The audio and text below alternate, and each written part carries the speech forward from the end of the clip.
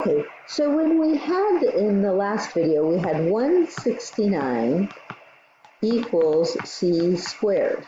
Or you could write it the other way, c squared equals 169. What we're trying to think of is a number times itself that is 169. And we said, oh, c is 13. So how do we write that? We're trying to take what we call the square root of 169. So we want to say, what's the square root of 169?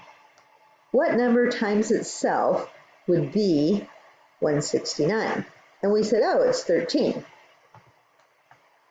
Now, actually, there's another number times itself that's 169, right? Negative 13. But when we talk about having this notation where we want to take the square root of 169, we're talking about finding what's called the principal square root, the positive one, okay? So when we write this notation like this, what's the square root of 169? We're looking for that positive number 13. Now, we could have a negative number in front of the radical. That would be something else, okay? This symbol here is called a radical. Now, you're going to say, oh, that's a square root. Right. For right now, it's a square root. When there's no index listed, then it's a square root. Okay, don't worry about that. We'll get to that in this section, but that is the square root symbol. Okay, the number,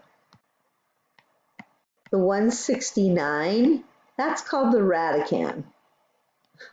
Okay, I won't write out radicand again, but it's called the radicand, and that's what you're taking the square root of.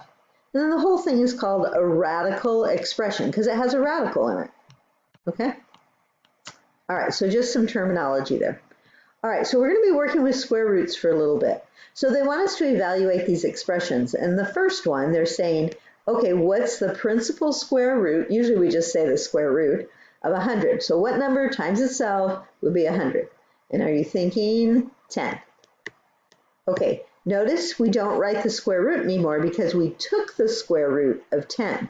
Now to check it, so here's the check. We're saying 10 squared equals 100. So their functions, one is the squaring function, one is the square root function. So they kind of like undo each other. Okay. Hopefully that makes some sense. Now, B, that one looks weird, right? You've got a square root of 16. We'll start inside. So what's the square root of 16? What number times itself would be 16? 4. Okay? So that took care of this part. That part was 4, but I have that outer square root. So now I got to take the square root of 4. That's going to be 2.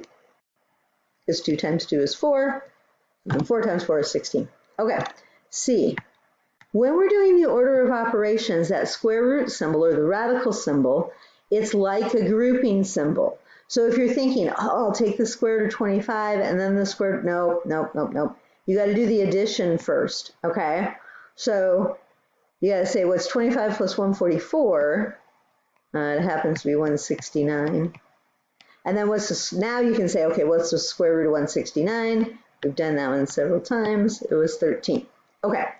Now, on this last one, D, okay, see the subtraction sign? It's separating two square roots.